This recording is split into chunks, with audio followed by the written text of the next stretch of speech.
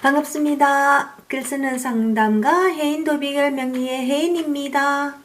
지난 시간에 도비결에서는 정관을 세 가지로 분류한다고 했습니다. 기억하시나요? 네, 기, 체, 중화. 오늘은 그 중에서 체에 대해서 말씀드리겠습니다. 어릴 때부터 들은 말 중에 기본에 충실하자라는 말이 있습니다. 아웃풋의 성향이 강한 저는 그 말이 그렇게 답답하더라고요. 굳이 아는 것을 또 반복하고 또 반복할 필요가 있나? 알았으면 다음으로 넘어가야지 싶었죠. 그런데 그게 얼마나 자만심에 찬 행동이었는지 글을 배우며 알게 되었습니다. 나의 생각을 글로 표현해내기 위해서는 어마어마한 반복 행위가 필요합니다. 쓰고 또 쓰는 과정에서 시간과 함께 조금씩 익어가거든요. 명리도 그렇습니다. 그러니 저는 필요할 때마다 했던 말을 또 소환해서 들려드릴 겁니다. 여러분은 알아도 또 들으셔야 합니다. 네, 사적인 이야기를 하나 들려드리고 싶어요. 글쓰기에 대한 제 경험인데요. 제가 처음 글쓰기 트레이닝을 시작한 것이 초등학교 3학년입니다. 1학기를 맡은 담임께서 출산 문제로 휴직을 하셔서 2학기 때부터 후임으로 새 담임이 오셨죠. 그런데 그분이 동시를 쓰는 시인이셨어요. 유독 국어 시간을 재미있어라 한 저였는데 재미만 있어 한 게 아니라 그래도 언어적 감각이 좀 있었나 봐요.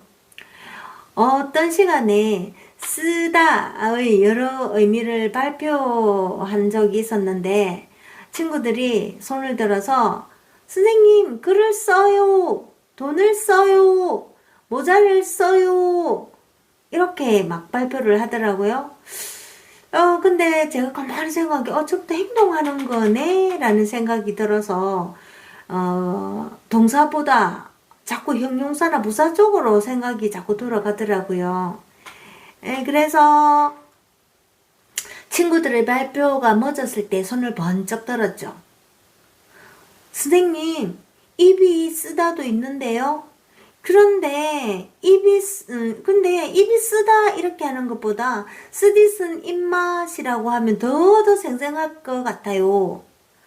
선생님이 저를 뚫어지게 쳐다보고 몇 마디 더 물어본 것 같은데 어떤 말을 주고받았는지는 모르겠어요. 그 이후로 며칠 후에 있다가 우리 담임선생님께서 아버지를 찾아뵈어야겠대요. 그리고 어느 날 제 손을 잡고 집으로 가정 방문을 갔습니다. 선생님이랑 그 1시간이나 되는 시골길을 같이 걸어갈 때 그 참 어색하면서도 막 관심 받는 것 같은 느낌, 존재감을 막 느끼면서 좀 행복했던 그런 기억이 나네요. 예, 집에 이제 도착해서 방에서 선생님은 아버지랑 한참 얘기하다가 돌아가셨고요. 다음날 어머니께서 도시락을 제게 2개씩이나 싸주셨어요. 연식 좀 되신 분들은 아시겠지만 당시에는 급식 같은 거 없었어요. 그래서 학교 갈 때마다 도시락을 싸다녔는데 그때 제가 3학년이었는데 화요일 목요일에 3학년은 5교시 수업을 했어요. 그래서 일주일에 이틀 도시락을 싸갔는데 이제 매일 싸가야 되는 거죠. 당연히 화요일 목요일은 2개를 싸가야 되고요. 그리고 수업이 다 끝나서 청소를 마치고 나면 아이들이 학교를 하잖아요. 이제 그때는 저랑 이제 한 서너 명 친구들이 남아서 선생님이랑 동시 수업을 했던 것 같아요. 칠판에 선생님께서 시 한 편을 써 놓으시면 우리는 그거를 외울 때까지 읽고 또 읽었죠. 그리고 한 사람씩 눈을 감고 낭송을 하게 하셨어요. 모두가 낭송을 끝내고 나면 이제 한 사람 한 사람 낭송을 끝내고 나면 한꺼번에 다 모두 뒤로 돌게 하셔가지고 한 입으로 합송하게 하셨어요. 그렇게 다 외웠는데 다음 시간에 또 다른 동시를 외우고 나면 그걸 앞에 배운 거를 또 다시 외우게 하셨어요. 그게 새로 외운 동시에 더해서 지난 것까지 자꾸 복송하게 한 거죠. 덕분에 지금까지 외우는 동시가 몇 개 있답니다. 지금 몇 년이에요? 제가 10살 때 했으니까 50년이 예, 지난 그 외운 거를 지금도 기억을 한다니까요. 그 중에서 가장 선명히 기억나는 것이 윤석중 선생님의 넉점반이라는 동시예요.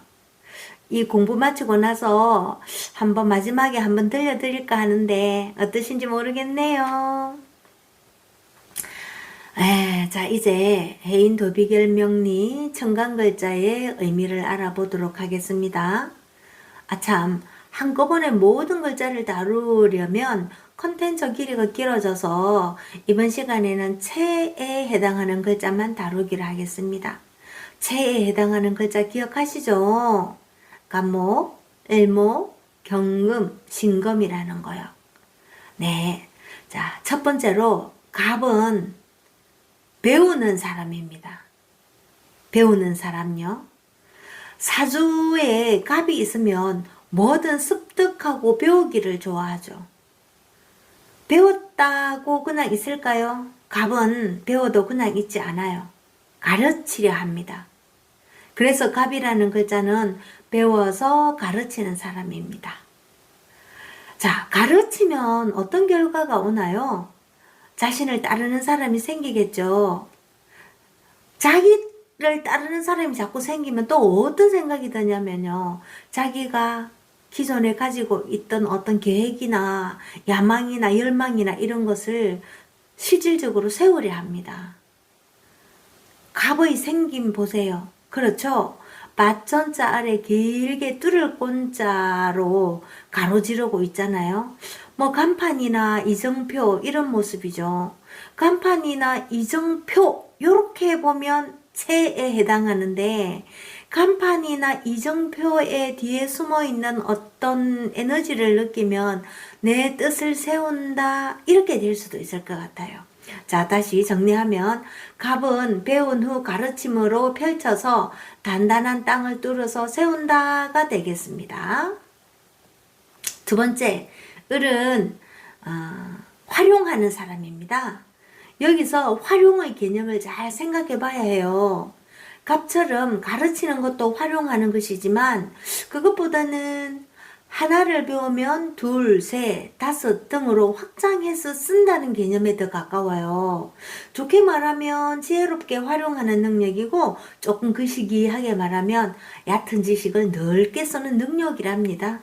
그래서 을은 좀 부산스러워요. 글자 생김을 봐도 그렇죠? 이리로 갔다 저리로 갔다 하잖아요. 자, 갑에서 태어났기 때문에 갑을 부러워하지만 표내지 않아요. 생글생글 웃으며 갑을 감고 올라가서 높이를 확보하려 하는 을이죠. 하지만 전 꼰대 같은 갑밖에 없어서 활용 능력 좋은 을이 참 부럽습니다. 네, 세 번째는 경금입니다. 경금은 기술을 연마하는 사람입니다. 갑과 을이 인문적 느낌이라면 경금은 확실히 기술적 느낌으로 다가오죠.